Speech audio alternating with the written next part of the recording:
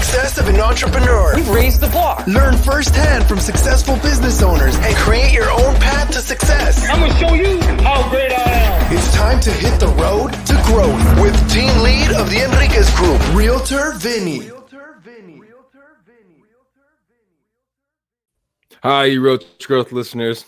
Today I have Darby. Now, if you were watching us live, you know we had a little hiccup. Yet, you know what? We just roll with the punches, and it's all about learning, all about growing. And that's really the life of an entrepreneur and a person putting together a podcast, a team of people putting together a podcast. Thank you, Darby, for being here. Absolutely. I appreciate you having me on. So you're the author of Indispensable Leader. Have some great stories that we're going to get into during this process. The question I always love to ask to kind of get the ball rolling is, what's your elevator pitch? Yeah, so, I've done a lot of things throughout my life. I currently work for a leadership development company. So we do leadership coaching and strategic planning for companies and that sort of thing. But I kind of have had an interesting arc. So I started out in retail and did retail management. I actually managed a 24-hour Kinko store at one time. Moved on to the nonprofit world and then rolled back into the for-profit world eventually. But really, my whole life has been spent leading others, and I spend a lot of time building strong relationships with the people that I work with. I get a lot of joy out of seeing the progression of others in their careers. And that's really what I'm all about. That's how I actually came about writing the book and that sort of thing as well. So would you say being a leader was something you're more born with, or more with something you had to come into over time?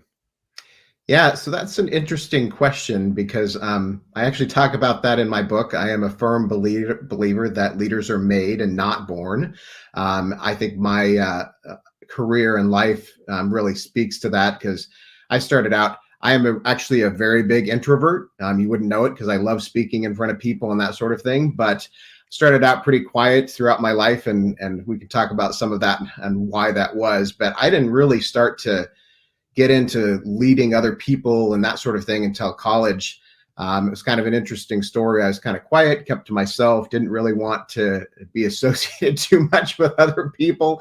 But somebody who was in my residence hall came and said, hey, we have to write a constitution for our residence hall in order to get recognized by the student senate so that we can request money to do activities and things.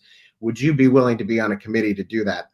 And it seems like such a small thing, but that's where it all started. And like, I just took off and ran from there. I actually helped start 3 or 4 brand new student organizations when I was in college, and I was president of all of them at one point or another.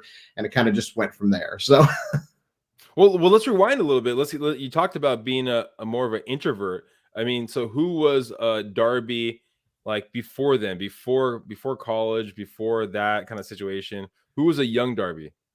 Yeah, so when I was growing up, I was probably, I suppose 7 or 8, like second grade. So 7 or 8, I lived in a small town, and I lived there from birth.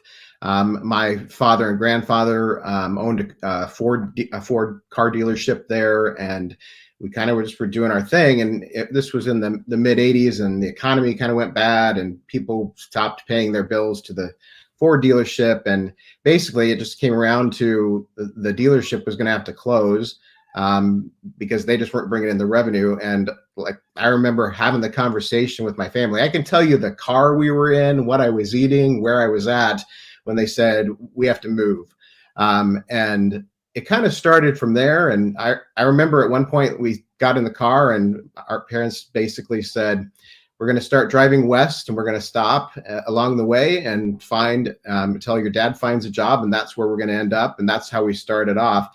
But that started a series of moves, and I moved, I don't know, 5 or 6 times over the course of 5 or 6 years, and I changed schools a lot.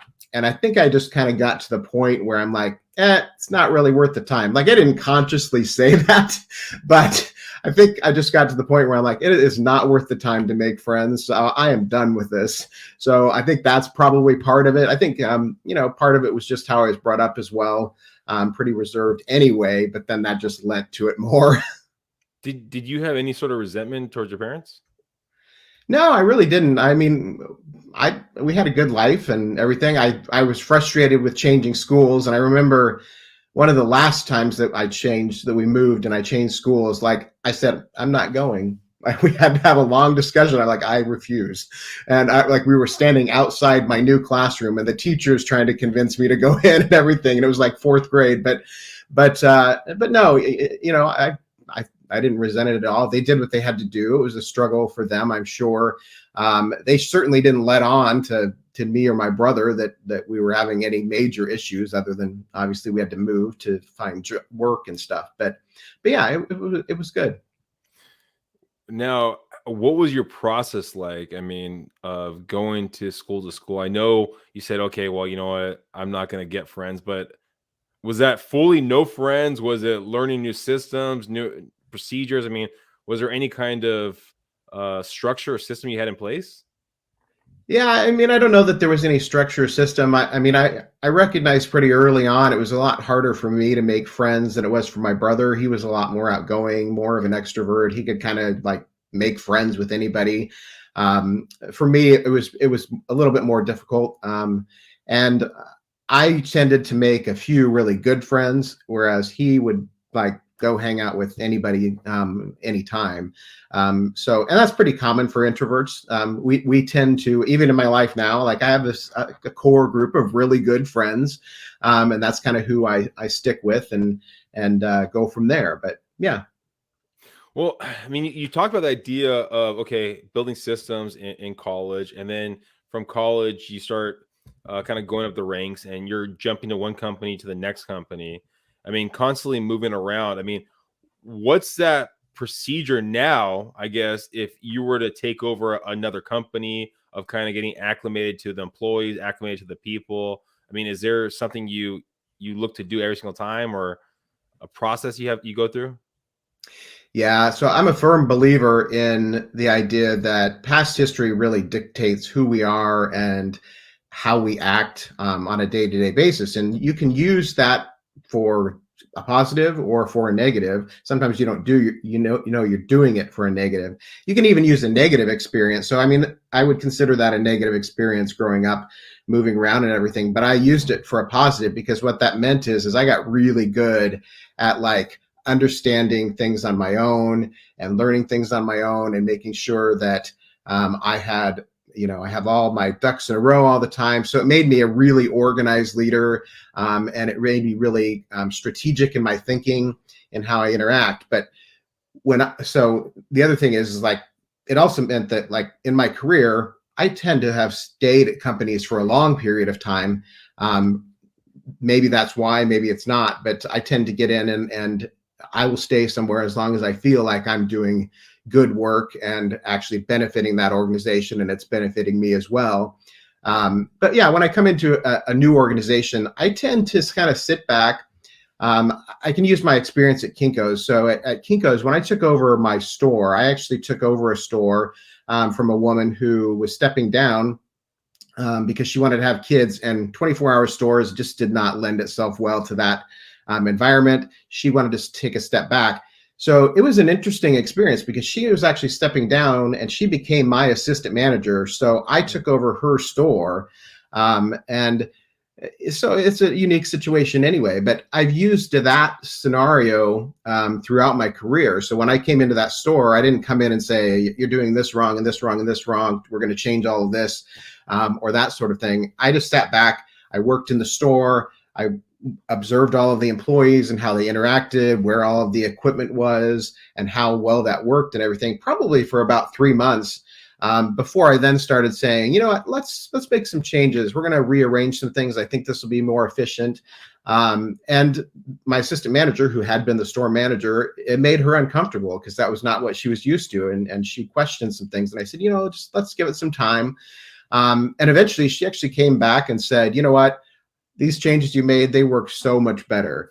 But really taking the time so that it doesn't feel like, I don't ever want it to feel like I'm dictating something to somebody, because that's not how I lead people. I don't think that's a great way to lead people.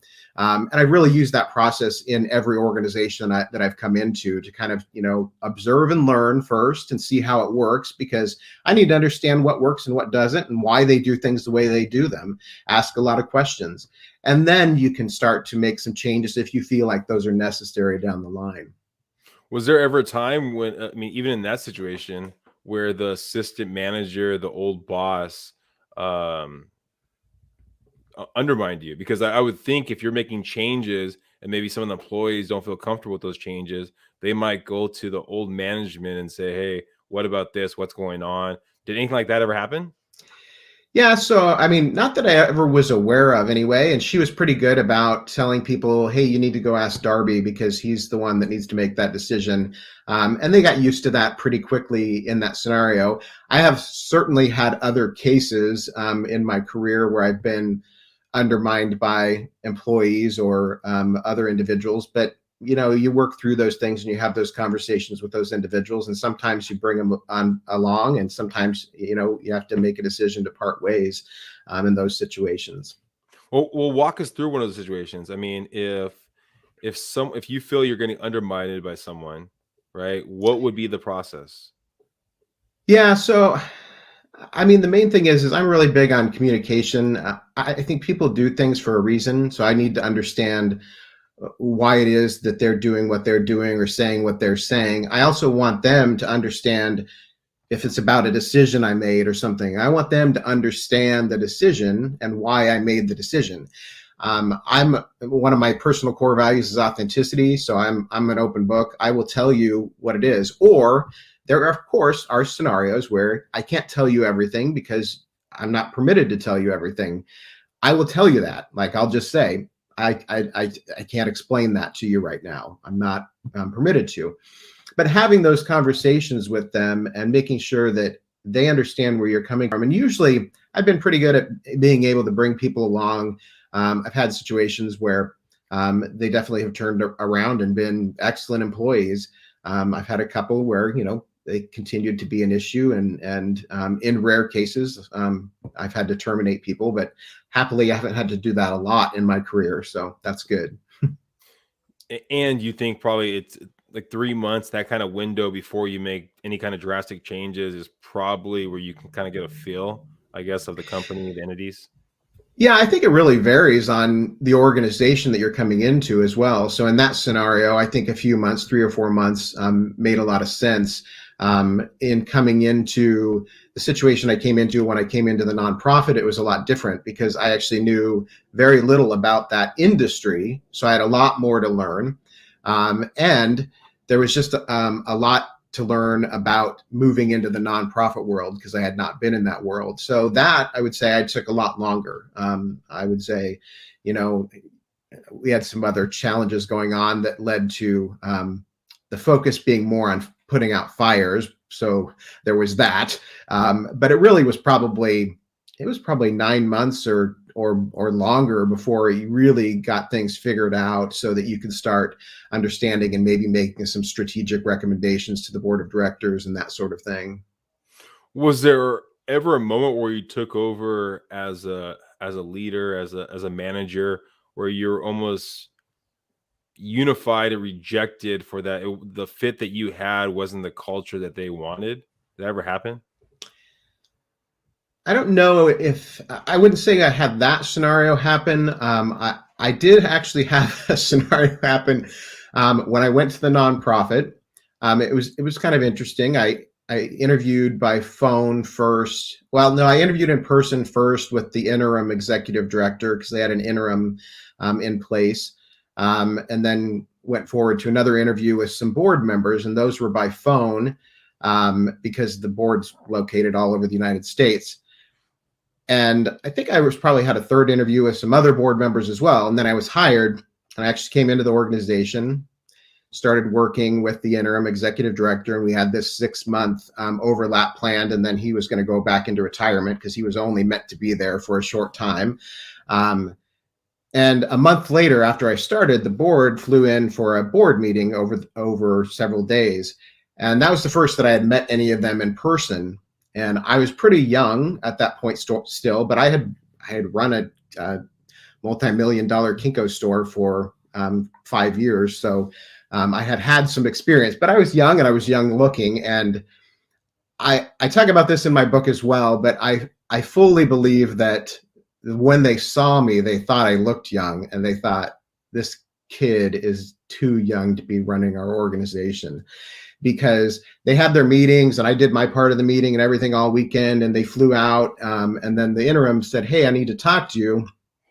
And I went in his office and he said, he's like, I don't even know how to tell you this. He's like, they've decided they want to do a national search for an executive director. And I said, what? And yeah, so they claimed this, because I was pretty pissed by this point, obviously, and I had conversations with the board president, and the explanation I was given is that no, we were never hiring for an executive director. We were hiring for an associate executive director.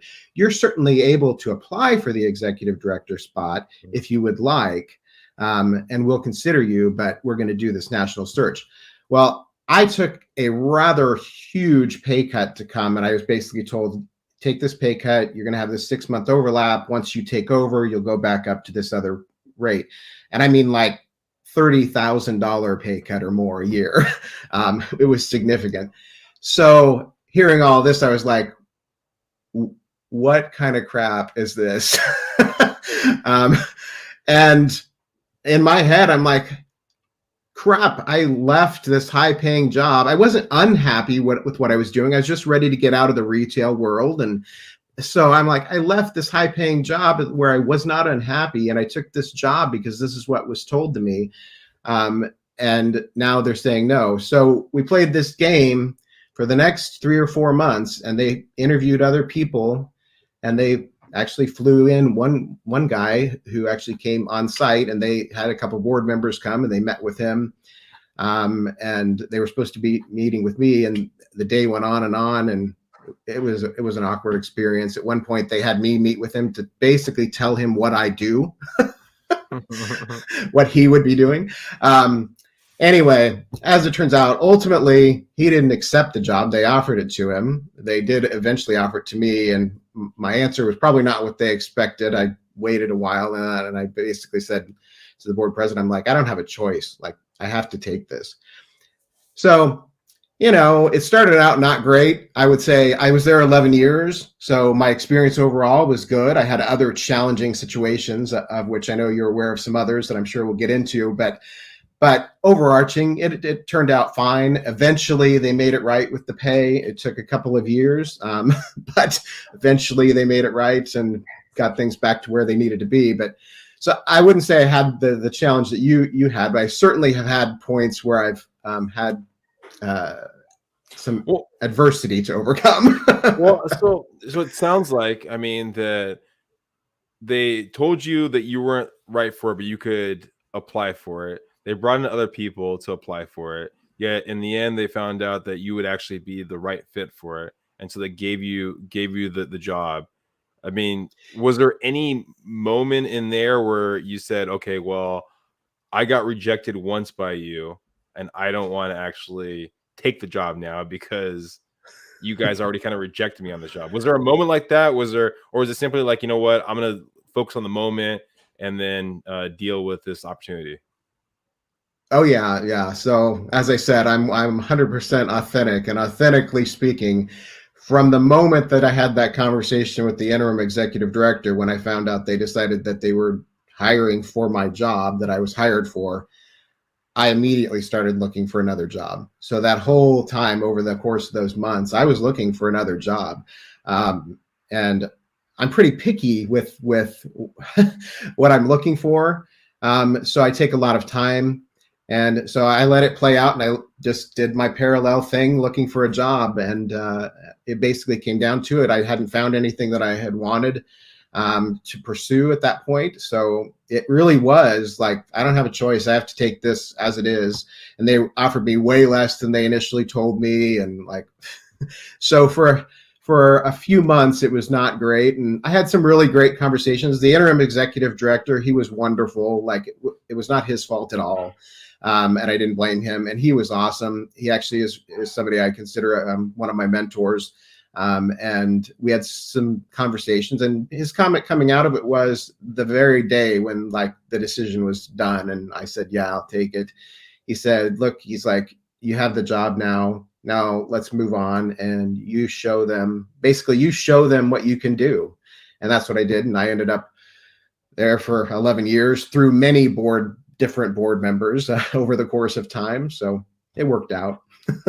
How long did that it take for the echo to go away? Because I mean, I correlate. I mean, I could see that correlation of dating, being in a relationship, and the person says, you know what, I don't really know if you're the best fit for me. I'm gonna try to see if someone else is better for me. And then they go, you know what, I looked. All right, you'll work for me. You'll be good. Yet in that scenario, you would still be very kind of angry and kind of had doubts in your head.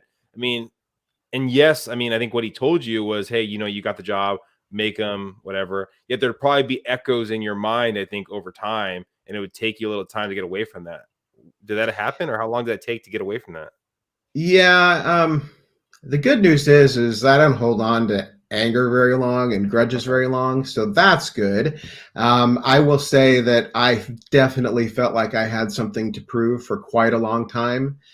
So every new thing, it just felt like there was that much pressure to be successful in what we were doing, what we were trying to accomplish. Plus, the organization in itself was going through a lot of challenges anyway. So there was a lot that had to be overcome.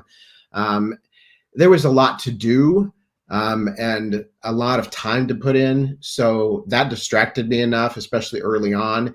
And like I said, it took a couple of years. I would say that that feeling probably lasted. Plus, you got to think some of those board members left every year, and we got new board members. So as people left, it made it a lot easier. And then a couple of years later, a almost entirely new board by that point looked at this and said, this is ridiculous what they were paying you. You need to be making more. And they actually made the money part right. And that probably was the biggest turning point, because then it felt like, okay, at least I've been recognized now for what I've done to help this organization sustain itself. I mean, the organization, when I came in, and it took the interim and I both, the overlap that we had, and then me continuing on for a few more years, it was almost collapsing at that point. So, and that's what some of the challenges that were associated with it. So they knew that there was a lot of crap that we dealt with. And I say we, because my whole team did at that point, and it was very important to have those individuals as well. But so they recognized it in the end. How do you deal with because you talked about frustration, you talked about the stress. I mean, what's your process of dealing with the frustration, dealing with the stress? That's a great question. I'm not sure I have a good answer for that. I don't know that I'm pretty far in my career, and I'm not sure I've solved that one yet. But I tend to just work through things first off. I usually have a core group of a few people that I know I can talk to deal with some of the challenges. I was really lucky in that organization that I had some really great board presidents later on that were wonderful to work with, that you could actually be totally upfront with and say, you know, this is what the issue is, and this is the challenges that we're having, and this is how I feel about it and everything. So having individuals to talk to really helps. And if you don't have those within your organization, and this is the whole thing with mentors, mentors are so important. And I think you need a variety of people. I think it's good to have people within your organization or within your industry, but it's good to have people outside of that as well. So I had some individuals that were outside of the industry as well that I could talk to that knew nothing about what we did on a day-to-day basis, and actually get some kind of unbiased feedback at different times. And that helps as well.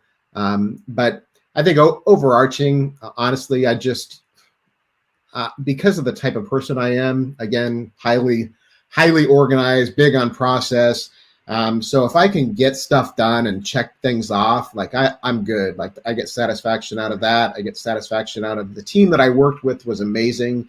We turned over a lot of people in the first 4 or 5 months that I was there, but the team that we built after that, when I left there, I had been there, like I said, 11 years. And when I left, the average tenure on my team was about 10 years. So we kept people for a really long time. That really helps to have great people to work with as well.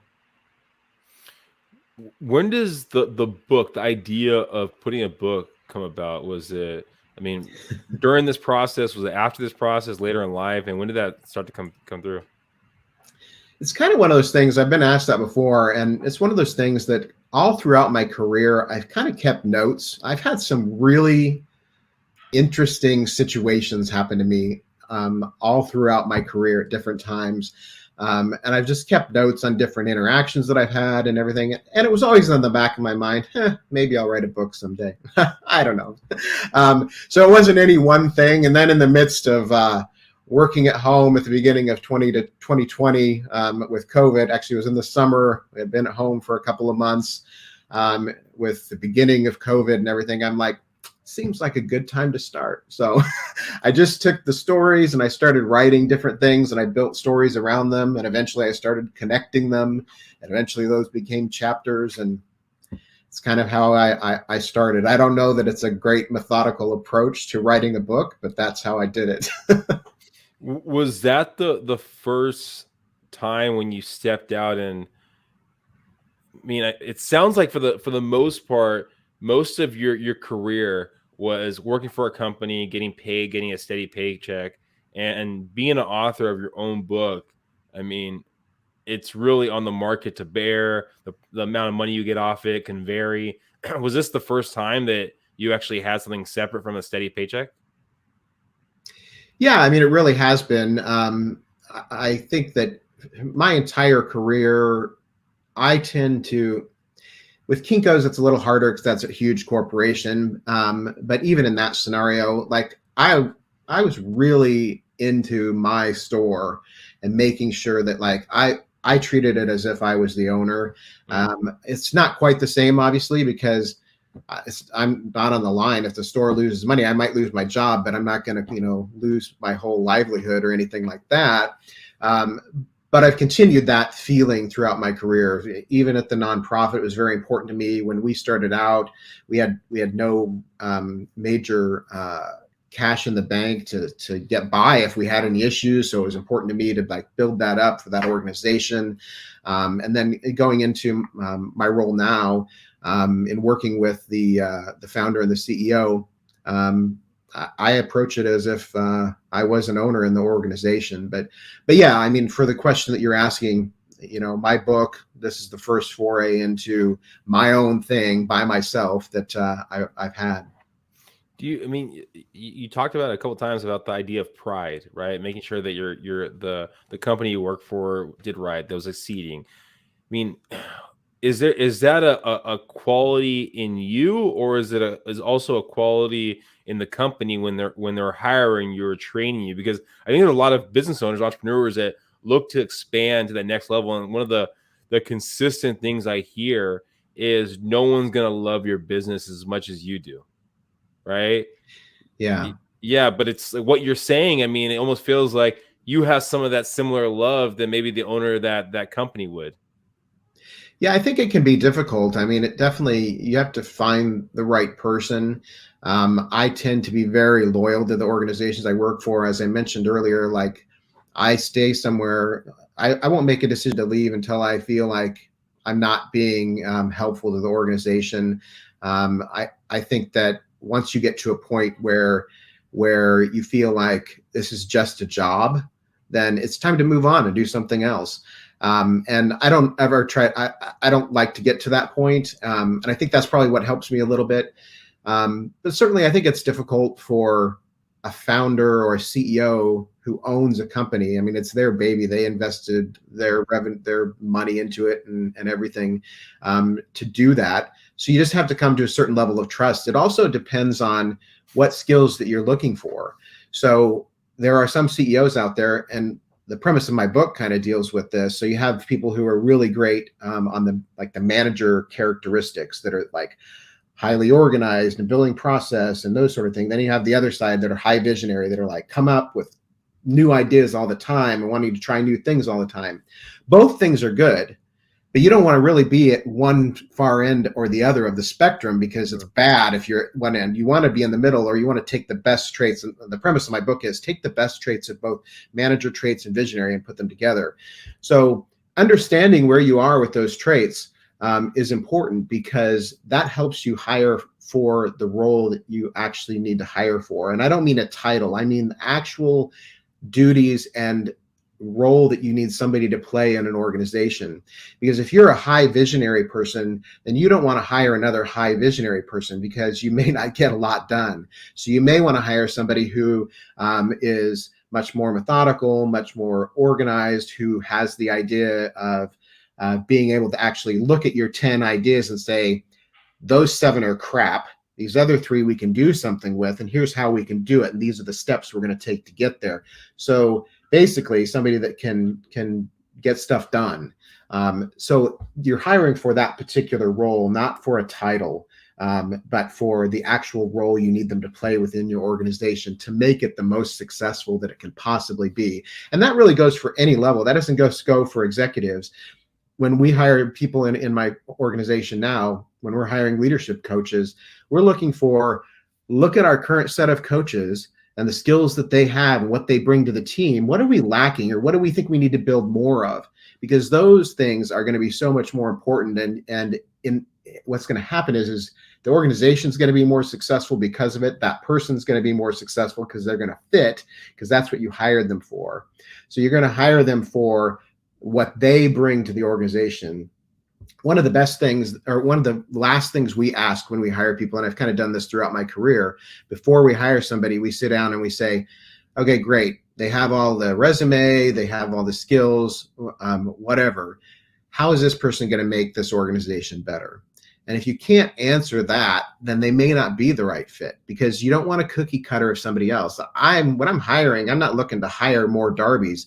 I don't need more Darbys. I need people that can fill the skill set that I don't have to challenge me and continue to push me. So those are the things that are important. And I think that applies when you're dealing with that founder owner relationship to somebody else. If you can find those people that fill the skills that you may not have, or that you are not as strong in, it will help you be more successful in the long run. It also helps engage a lot of trust in that between those positions as well. What is there in your opinion a set time frame it takes for during the hiring process? I mean, I've had people tell me. I actually had a colleague of mine. They went through, I think it was about 10 different interviews before they actually got the job. And for me, that sounded pretty extraordinary. And you talk to other people where it's very short. It's basically 1 or 2 interviews. They get a gut feeling, and okay, this is the right person. I mean, in your opinion, is there a set time frame, interviews, anything like that? I don't think there's a set time frame. 10 interviews sounds really excessive to me. That sounds exhausting on both sides. However, I will say it depends on a variety of things. It depends on the company. If you're a smaller company, you may not need more interviews, because you may not have a lot of levels, because you can involve a lot of people in the interview process like right away. The other thing is it's the position you're hiring for. You may not need to ask as many questions, obviously, if you're hiring an intern as you do for hiring a COO. I am going to need to know a lot more info about you and your experience at the COO level than the intern level, obviously. So it depends on the position as well. And that also goes with that is looking at the position itself. So for example, when we hire leadership development coaches and facilitators, we have a screening process. Then we have an interview with the direct hire, and then we have a kind of a group interview with other people on our team. And on that same day, they actually will do a 15-minute mock facilitation or a 15-minute mock coaching session with us, and it'll be observed, because that's what's required for that role. Like, a resume can tell a lot, an interview can tell a lot, but we can't tell if you're going to be able to coach or if you're going to be able to facilitate a discussion unless we actually see some of it. And 15 minutes isn't very long, and we know that, so it's challenging for them anyway. But that's important for that process. So that process takes some time, because coordinating all those people's schedules to be involved in those, but it's important for that position. We wouldn't necessarily need to do that, obviously, for an intern. Yeah, no, it makes sense. I mean, talking about expansion, talking about your journey, I mean, where do you see your journey going in the next 5 years from now? I'm not sure I can answer that. I kind of live by the day. especially nowadays with all of COVID going on and everything. I'm sure I'm not the only one. Hopefully, we're out of this by that time. I sure hope so. But no, I mean, my goal is to continue to succeed in my role where I'm at, as well as expanding my presence with my book and doing speaking and that sort of thing. My goal with writing the book, this is funny because I work with a company that helps with like editing and stuff. And one of the first things they asked me when I was talking to them was, why do you want to write the book? And I specifically said, first off, I have something I want to say. Like, I want to say something. I also want to build up and do more speaking. So, that's kind of my goals. I'm not in it to get rich. That would be great if it happens, great. But that's not what I'm in it for. I'm in it because I have something I want to say. I think this topic is very important. And that's really how I feel about my career. That's really how I feel about moving forward is I'm in this so that I can help other leaders be better and help them improve on their careers and improve leadership in general in this world, because I think that we have a lot of this or that right now. And what I say, the premise of my book is maybe it's not this or that, maybe it's both. And we need to take the best pieces of those two sides and put them together to make the best possible option for us. Or when you say this and that, are you talking about like the idea of the founder and kind of like the manager style? Yeah, I'm speaking more broadly. I think that there's that, and that's what the premise of my book is that idea of manager and visionary and that. But in general, in this world right now, we have a lot of you have to believe you're either with us or you're against us, and I think that part of that is that our leadership in general, and I mean leaders of companies, I mean leaders in the political setting. That's kind of why I went down this path of writing this book, to help people focus on what are the most important things that I felt like from a leadership standpoint that should be focused on, so that we can get some better leadership in organizations or in politics or whatever it may be. When you talk about being authentic, being your true self and speaking your truth, saying your stuff, the way you get that message across, has that changed since you first started as a leader compared to now as a leader? Yeah, of course, over time you alter your approach as you gain experience. I probably have gotten better in some aspects at being more understanding and more of a politician in some aspects. Certainly, when I worked for a 9-member board of directors, you had a lot of personalities to manage. Plus, we had 10 or 12,000 members in our organization. Every single one of them believes they are your boss. So being able to navigate that took a lot of patience and a lot of skill over time. And I certainly learned a lot throughout that. But it's funny then, as I've gotten further in my career and you get more experience, and you kind of also get to a point where, like, what are your deal breakers? Like, where you're prepared to speak up and say, sorry, you're wrong, even when it might be difficult. And that's hard. And not everybody can do that. It depends on the people that you work with. I'm lucky right now. I work in a great organization. And one of our core values as a company is actually authenticity. So it fits well with me. I work for a CEO that's pretty open as well, and certainly open to feedback, and that helps. Not everybody is in that situation. Certainly, sometimes it's more like a dictatorship, and that's not helpful. So it takes a lot of experience over time, but certainly, you learn and adjust as time goes on, and you adjust to your role and your position, you adjust to the people around you. All of those things come into play when you're dealing with that. I'll finish off with this last question, right? You've talked about the growth from who you were as a leader and kind of like the hiccups you've gone through as a leader compared to now. And is there something you wish you could tell your younger self when they first got into that leadership role? It could be when they were in college, I mean, is there any advice that you would give to that person that you think would have allowed that growth to happen even faster? Yeah, I mean, that's kind of what I wrote the book about. It really is a whole bunch of pieces of advice that I wish I knew when I was coming into it. Probably one of the first things is when you accept a new job, get a letter in writing as to what it is and how much they're paying you.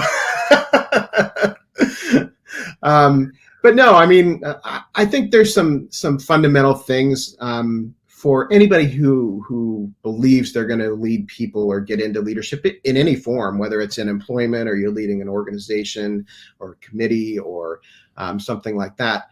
But I think one of the things is stay curious and keep learning, because that's one of the most important things is just keep learning new things. You should be curious. If you're not going to progress very far, because everything's changing all the time. The other thing is you have to understand not everything's always going to be easy. I highlighted one of the challenges in my career. I've had others. I think I mentioned to you, I had at one point, I had a group of people sign a petition to have me fired even. So there's just things that are going to happen. There will be setbacks. You got to view them as challenges, view them as learning opportunities. It's not going to feel great at the time, but hopefully you look back and you understand like that you learned something from that one way or another. And then the last two are, one, just listen to understand, not listen to respond. I think a lot of times people just listen and they're trying to think because they know what they want to say, and then they're not actually hearing you. And that goes for you when you're working with team members of yours, that is coworkers, in any setting, in your marriage, very important in a marriage. And then the last one is just be kind.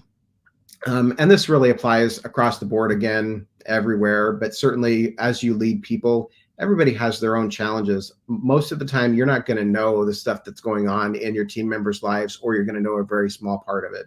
So just understand everybody has their own crap. So just be kind, try to be understanding, try to understand where they're coming from. Those are the things that I think that I've learned throughout my career, that if I actually had been told very early on, these are the things you should focus on, I think they would have helped me along the way. Well, jumping back to your thing about in relationships and about listening and responding, one of the best pieces of nuggets that I think I ever received was when your significant other is going about to say something, you ask the question, do you want me to listen or do you want me to give feedback? Because there's two totally different ways of kind of going forward with that conversation. Yeah, it's that idea of are you wanting support or are you wanting feedback, like you said? Because yeah, that could take you down two totally different paths depending on where they're at. Exactly. Well, thank you, Darby, for being here today. If someone's listening right now and they want to kind of hear about what company you're with, what your journey is, I mean, even your book, what's the best way of them kind of reaching you? Yeah, I'm pretty much on all social media. I'm most active. You can find me on LinkedIn as a business person, Darby Vannier. Just look up Darby Vannier and you'll find me. But you can also go to my website. It's beindispensable.com. So the Indispensable Leader information's on there. You can find information to contact me and everything as well. beindispensable.com. And all the information is in the show notes. Thank you guys for listening. Also, too, if you have a second, in the show notes, too, it'll have access to my team's, our website.